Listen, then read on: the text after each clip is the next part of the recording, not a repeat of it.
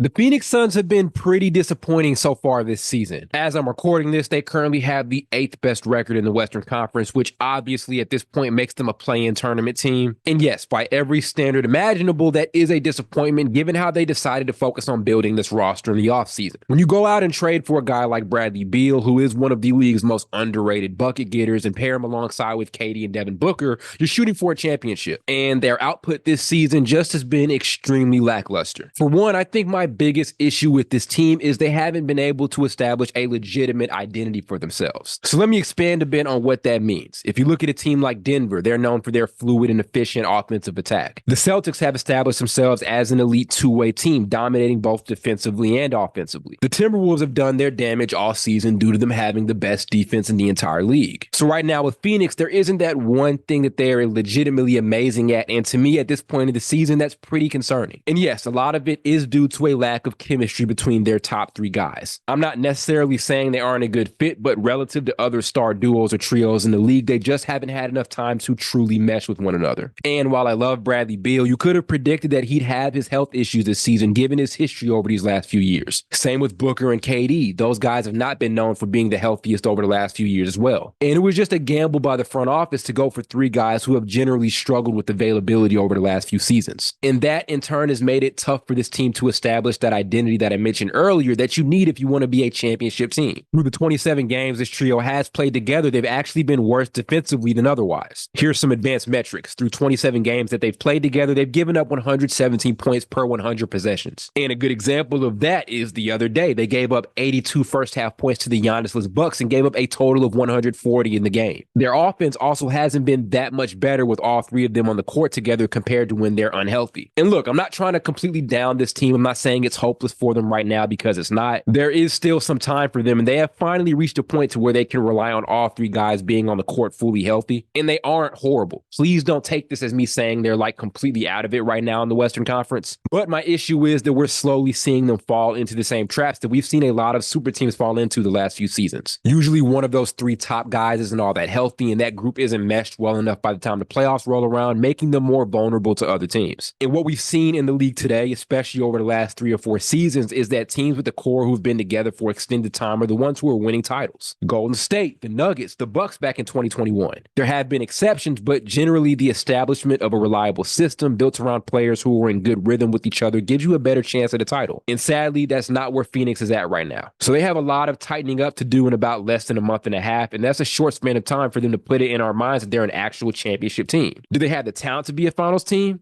Yes, but as I said, the idea that talent cures all doesn't really hold up anymore, especially after last year's playoffs. So the Suns have a lot of soul searching to do over these next few weeks if they want to get anywhere near to the status that they work to have in the offseason.